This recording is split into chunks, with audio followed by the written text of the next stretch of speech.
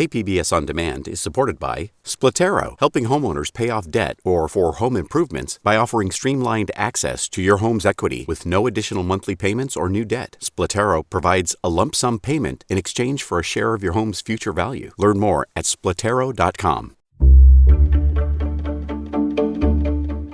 Good morning, I'm Annika Colbert. It's Tuesday, May 25th. San Diego police reform 1 year after the death of George Floyd. More on that next, but first, let's do the headlines. Governor Gavin Newsom proposed a record-breaking $2 billion investment in wildfire defense and preparation on Monday. Then looking medium and long term at addressing the deficit in terms of our efforts on forest health, forest management, fuels management, as well as fire breaks all up and down the state of California. The plan also includes hiring nearly 1,400 new firefighters. San Diego County Supervisor Jim Desmond has unveiled a proposal for customers to get a 50% discount at local restaurants. It's called the Dine In and Help Out Restaurant Program. The program would have the county reimburse restaurants for the discounts, all in order to stimulate the local industry. Here's Desmond. Restaurants sign up, they send the receipts, they get their money, they get their money back through the efforts of the county. When the money's gone, it's gone. The program will be offered on Mondays, Tuesdays, and Wednesdays, and the only caveat is that alcohol will not be a refundable purchase. San Diego Supervisor Nathan Fletcher and Mayor Todd Gloria announced funding for 21 transitional housing units and 4 vehicles for crisis care teams for the county. The units and vehicles were funded using $5 million of the $25 million County City Behavioral Health Impact Fund. From KPBS, you're listening to San Diego News Now. Stay with me for more of the local news you need. KPBS On Demand is supported by UC San Diego's Art Power, presenting cellist Joshua Roman, performing from his album Immunity, alongside music by J.S. Bach and more. Sunday, June 22nd at UC San Diego's Epstein Family Amphitheater. Reserve your tickets at artpower.ucsd.edu.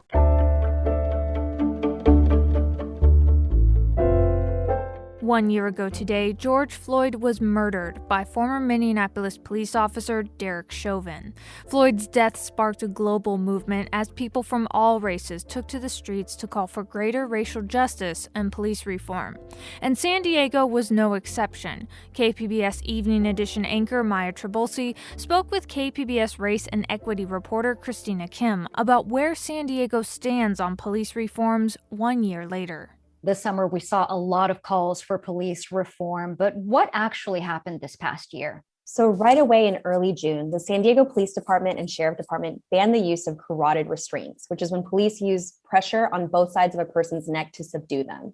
Later that month, the San Diego Police Department also changed their policy, making de-escalation a requirement and setting out more explicit measures for other officers to intervene if they saw their fellow officers using excessive force. But a lot of advocates for police reform saw these steps as too small. And in early July of last year, the Coalition for Police Accountability and Transparency released a number of reforms that they wanted to see, which included cutting the police budget and the creation of an independent community oversight committee. As we know, that independent oversight is where we saw some actual movement this past year. And Measure B, of course, passed in November and establishes an independent investigatory oversight commission that we talked about. What is the status on that? That's right. It passed with nearly 75% of the vote, but it's May and we still don't have a commission up and running yet. It's been a slow process that's been a source of frustration for community members eager for change.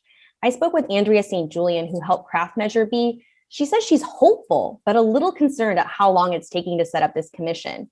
She also says it's very important to her to get new people. There are a lot of these holdover commissioners who want to run the commission just in the same way as they ran the old board. They don't want to make change. And they're trying to put in policies and procedures that are going to keep the commission from moving forward. So what St. Julian is alluding to here is that just last week, the transition committee voted on whether or not the new commission should allow police officers to attend close deliberation when commissioners are reviewing cases. The committee ultimately voted to recommend that police should not be part of these closed sessions, but St. Julian thinks that the fact that it was even brought up is concerning. So while we're waiting for this change, is there any police oversight in place? Well, there are no new independent investigations, but we do have an interim commission that's reviewing cases and still providing recommendations. In terms of getting that new commission up and running, meaning conducting independent investigations, the transition team estimates that will be early next year. We heard a lot about defunding the police over the summer. So where do we stand now with the mayor's proposed 2022 budget? The proposed San Diego police budget actually saw an increase in funding, which has really upset a lot of community members who have been calling in during the budget review meetings. Mayor Gloria increased the police budget by around $19 million for a total of nearly $600 million. In comparison, the Commission on Police Practices was allotted around $1.5 million. According to Mayor Gloria, he did cut back on police overtime in this budget, but with pensions and other costs that were negotiated in previous contracts, there's just not a lot of wiggle room. So, Christina, beyond the commission and beyond police budgets, what are you keeping your eye on in terms of criminal justice reform? At the local level, I want to see what happens with Mayor Todd Gloria's proposed police reforms he released in April, and in particular, what happens with efforts to limit pretextual stops, which studies show disproportionately impact Black and Latino people here in San Diego.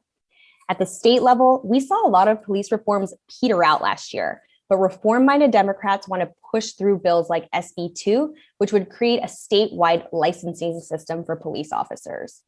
And finally, at the federal level, I think all eyes are on the George Floyd Justice and Policing Act, which some were hoping would be on the president's desk by the anniversary of Floyd's death, but which is still stuck in the Senate. And of course, we have to see how these reforms that have already been implemented are actually enforced. It's a lot to keep following in the next year. That's Christina Kim, KPBS Race and Equity reporter. Thank you so much. Thank you, Maya.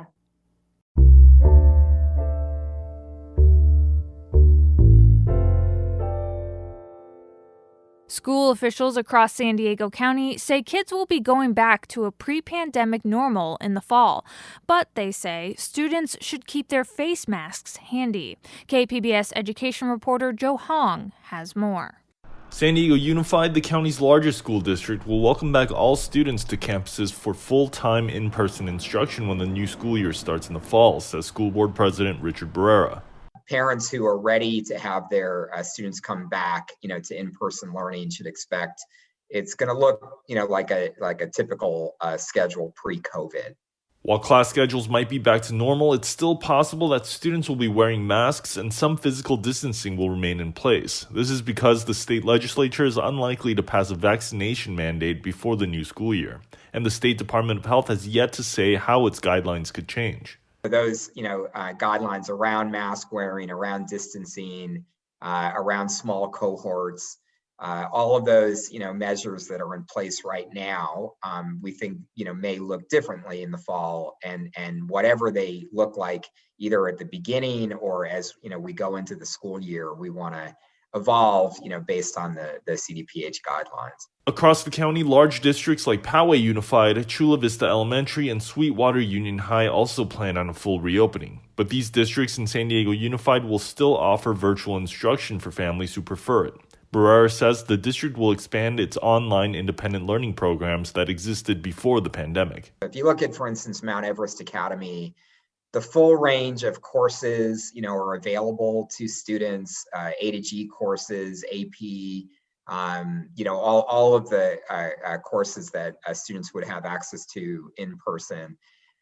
We want to, as much as possible, replicate that online as well. The district doesn't know what percentage of students will return to campuses in the fall, but Barrera says he expects class sizes to be back at pre-pandemic levels. And that was KPBS education reporter Joe Hong. The Yellow Whistle campaign, a nationwide effort to stand in solidarity with the Asian American and Pacific Islander community, has made its way to Mira Mesa, where hundreds of yellow whistles will be distributed. KPBS's Alexandra Rangel has more.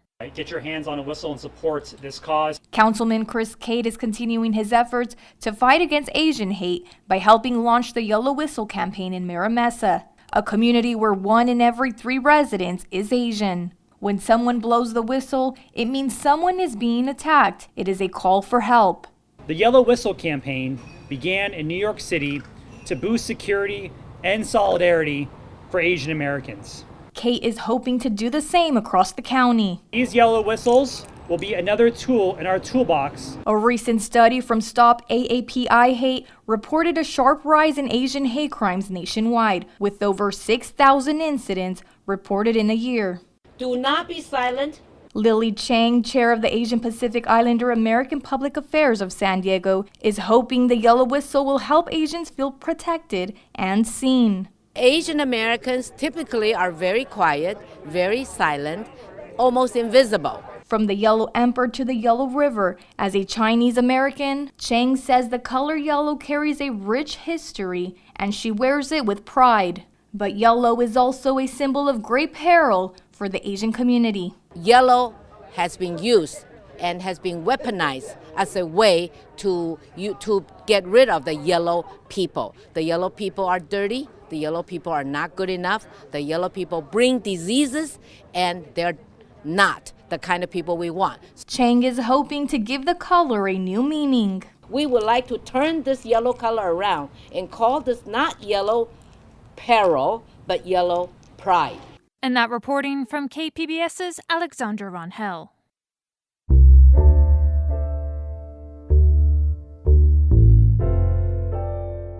The first known COVID-19 wrongful death claim involving Donovan State Prison has been filed against the State Corrections Department. iNewsSource investigative reporter Jill Castellano has more. Leon Martinez was an inmate at Donovan Prison in San Diego when he died from COVID-19 in January. He was 48. When his wife got the news, she was in shock. I honestly felt like I was going to pass out. I fell to my knees, felt very, just very alone. Evangelina Garcia says it's a death that could have been prevented. Now, she and Martinez's 3 children are bringing a case against the state for its role in his death. They say guards were not wearing masks or social distancing, and the prison was housing infected inmates with people who did not have the virus, causing Martinez to contract COVID-19. I feel they gave him a life sentence that he was not supposed to have. The state has about 6 months to review the family's administrative claim. If it's rejected, they can file a lawsuit. I don't want this to happen to anybody ever again, and I still need answers and accountability. The State Corrections Department would not answer questions about Martinez's death, but has defended its handling of the pandemic. That was iNewsSource investigative reporter Jill Castellano. This story was co-reported with iNewsSource's Mary Plummer. iNewsSource is an independently funded nonprofit partner of KPBS. For long-standing businesses, the COVID-19 pandemic has been brutal. But for restaurants that were just starting out, surviving was nearly impossible. On this week's City Heights Bites, KPBS's Max Rivlin-Nadler looks at one restaurant that is not only trying to survive, but thrive as it shakes off losses from the past year. Dipping sauce. Ingenuity can not only help a business survive the worst climate for restaurants in recent history, some of the fried bean curd. It can also be delicious when it's in the hands of Trang Nong and her co-conspirators at Tan Don Jai, a Vietnamese restaurant that serves only vegan and vegetarian fare. As you can see around here, the Vietnamese traditional one, it usually comes with the meat, the pork. Like, they don't provide much of the option for the vegetarian and vegan option. The restaurant opened right before the pandemic, quickly amassing regulars. Dạ, ngồi tạm đây nha chú. Who then switched over to pickup and delivery once indoor dining had to shut down. That gave the owner and workers at the restaurant more time to perfect recipes, not trying to just replicate standard Vietnamese dishes, but create their own versions, hinging on creative uses of soy, tofu, and other vegetable substitutes. Take this banh mi, for instance. They not only make their own bread every day, they make their own quote-unquote meat. For the sandwich, it's really popular because we combine 2 of the protein in here. One of the barbecue pork, the other one we call is grilled beef pork. Like the sliced one you can see right here. And then the other one is the barbecue one. Nong, who immigrated from Vietnam a decade ago, says that people looking for Vietnamese food without meat didn't have any options in San Diego. Now, they have one of the most cutting-edge culinary experiences in City Heights, giving even those who grew up eating traditional Vietnamese food a pleasant surprise. At first, they really shocked because it tastes exactly like the meat one, the flavor of the broth. Customers are free to choose a variety of sides and meat substitutes to supplement dishes they can make at home. A lot of people, they don't have enough time to wait for a little bit to make the food. So they just on the rush, and they just grab some of the item and then just go home and then heat it up. While business is still way down from before the pandemic, Nong hopes that as indoor dining resumes this week in the restaurant, there will be way more regulars, looking for food that pushes boundaries while still feeling very much at home in the dynamic food scene of City Heights. And that was KPBS's Max Rivlin Nadler. Coming up, an open letter from a city council member highlights concerns at San Diego Unified's Lincoln High School. We'll have that story and more next, just after the break.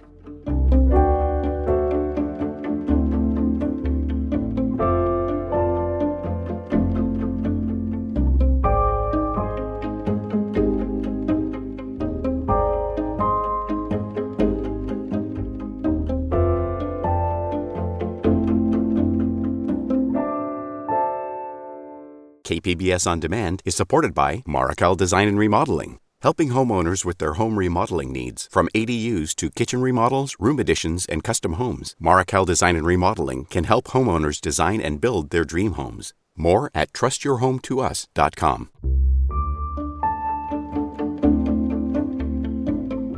Concern is mounting over a host of issues at San Diego Unified's Lincoln High School after a city council member submitted a letter highlighting long-standing concerns within the school's administration.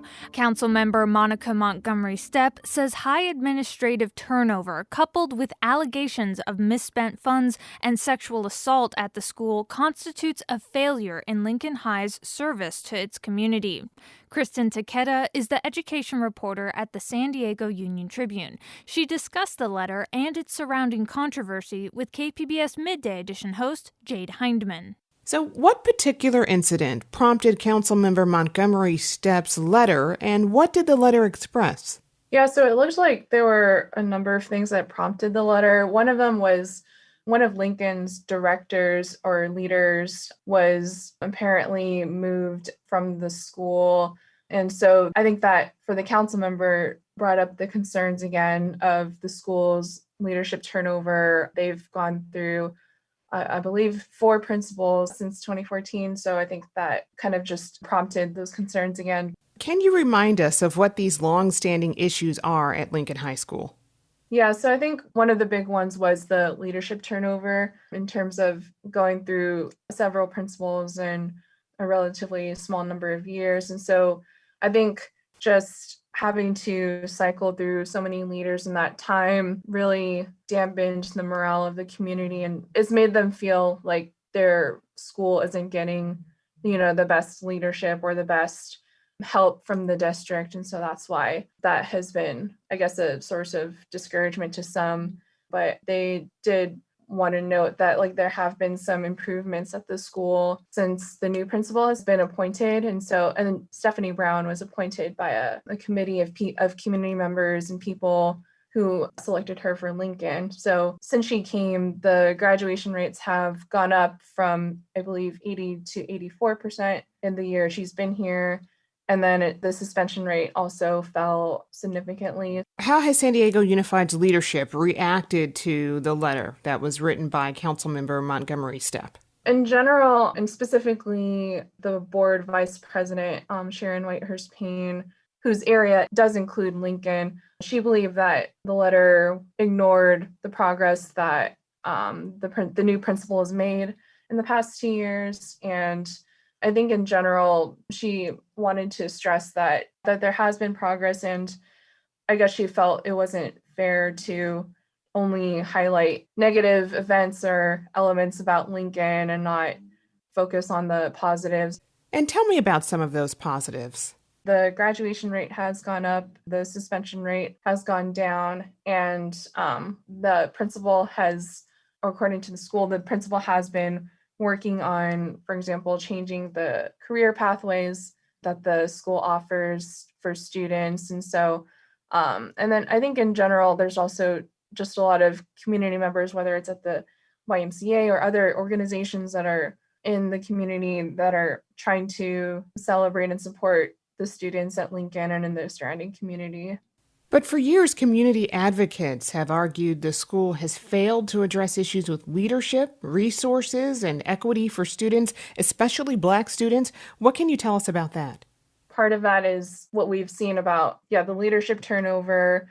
That just signals to some community members that the district hasn't stabilized the school after a number of years. And they've also been pointing to gaps in racial disparities and discipline. So like in the district overall, there is a racial disparity gap between Black students who are suspended and students in general who are suspended. Black students are more likely to be suspended from school. And so, those are just some of the signs that some community members, they see, and then that to them is proof that Lincoln is still not where they wanted to be, or they don't think the district is doing enough to help the school. What's been the district's response to the multiple alleged sexual assaults and allegations of misused funds mentioned in Montgomery Stepp's letter? Well, for the regarding the funds, the district said that the money that the school council had wanted to spend on tutoring and textbooks, it was about $220,000. That money, they said that money was actually never available in the first place for the school council to decide to spend. And so that's why, I guess that was their explanation for why the money didn't go to tutoring and textbooks. This is from 2019. And so the district said that an outside law firm conducted a report looking into the matter to see why that money wasn't allocated to tutoring and textbooks. And that's what that law firm had found, that the money wasn't available in the first place.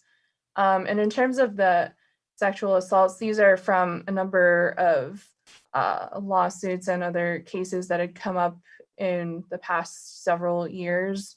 And each one, I don't have in front of me like the district response for each of those. Ultimately, what type of change do Councilmember Montgomery Stepp and community advocates want to see happen in the immediate future for Lincoln High?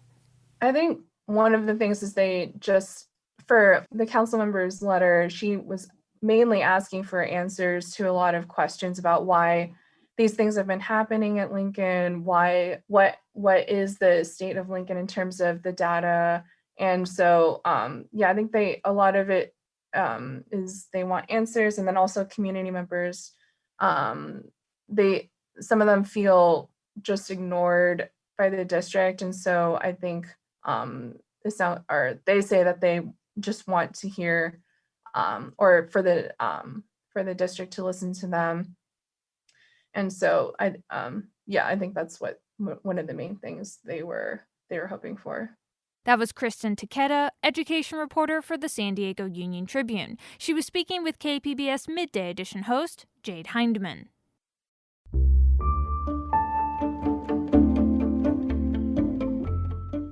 KPBS arts reporter Beth Accomando is an avid Star Wars fan who enjoys celebrating May 4th, that is, May the 4th be with you. And on May 25th, 1977, Star Wars opened in theaters and changed the movie landscape forever. Beth spoke to some fans who saw the opening day in San Diego as well as in foreign countries, and she brings us this audio postcard. I remember the Fox fanfare. And when you're sitting in a single screen house with anywhere from 800 to 1,000 people, with this massive wall-to-wall screen, it's pretty heady stuff. And then the blue that said, a long time ago in a galaxy far, far away, and the screen went black, and then bam! And then when the first ship comes on screen and the theater is like doing its rumble, and you're like, whoa. What blew you away right from the beginning was the Star Destroyer. Because sci-fi at that time hadn't really done a great deal of showing scale in space. Yeah, it was just sitting there slack-jawed, and the sound, of course. We'd never experienced that kind of sound before. The Rebel cruiser went by, and the Imperial cruiser went by overhead. And then all of a sudden, you see that Star Destroyer, and it's coming and coming. And all of a sudden, there's this break and you're like, oh, it's finally over. No, that's just the docking bay. Oh my God, is this thing ever going to end? It's so big. And I sat there that whole movie, just leaned forward in that seat, just staring at that drive-in screen, just listening to that little tiny crappy speaker. Hi there, my name's Trevor Newton. I saw Star Wars in June of 1977. I was 9 years old. Hi, I'm Colleen Kelly Burks, and I was 21 years old when I saw Star Wars at the Valley Circle on the day before it premiered on the 25th, so I saw it on the 24th. I was totally blown away. So my name's Gary Dexter. I grew up in the United Kingdom. I was 9 years old when what we now know as Episode 4, A New Hope dropped. What was interesting about the UK is at that time we got all of our big movies at least 6 months later than the US, and so we had an additional 6 months plus of hype and marketing. And so by the time the movie actually came out and I got to see it, I was on the verge of exploding. But it did change my life. Hi, I'm Yazdi Patavala, and I was about 9 years old when I first watched Star Wars. It was at the Sterling Cinema in Mumbai, in India. I got a bad feeling about this. There were parts of it which were pretty scary to me. Like to this day, I remember there's that one scene where Luke, Leia, Han, and I think Chewie, they're all in this trash compactor. One thing's for sure, we're all going to be a lot thinner. Oh my God, the walls are literally closing in on them. And I remember like being physically scared of it. It was like the worst thing imaginable to me. Listen to them, they're dying, Auntie. I'm Mark Tuttle. I was 12 years old when Star Wars came out in 1977. And I think that was the perfect age to see Star Wars. Even though we're dealing with lightsabers and blasters and aliens and other worlds, it looked real. And it made you think it was real because it's like, that ship is filthy. Look at the X-Wings. I mean, would you really want to fly in that? Hi, my name is David Glanzer, and I saw Star Wars for the first time the weekend it opened at the Valley Circle Theater in San Diego. Hi, I'm Karen Schnabelt, and I was 22 years old when Star Wars came out. I saw it 35 times that summer. I'm Kevin Ring. I was 13 years old when I saw Star Wars for the first time at the Valley Circle Theater. People knew how to react instinctively.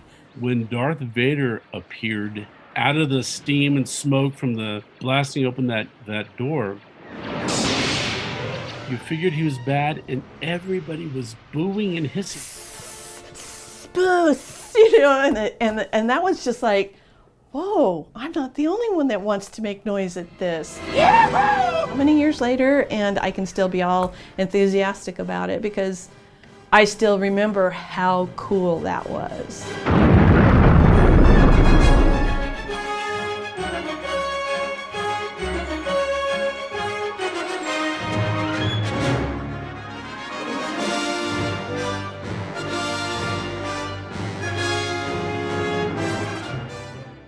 That was an audio postcard produced by KPBS arts reporter and Star Wars fan, Beth Accomando. And that's it for the podcast today. Be sure to catch KPBS Midday Edition at noon on KPBS Radio, or check out the Midday Edition podcast. You can also watch KPBS Evening Edition at 5 o'clock on KPBS Television. And as always, you can find more San Diego news online at kpbs.org. I'm Annika Colbert. Thanks for listening, and have a great day.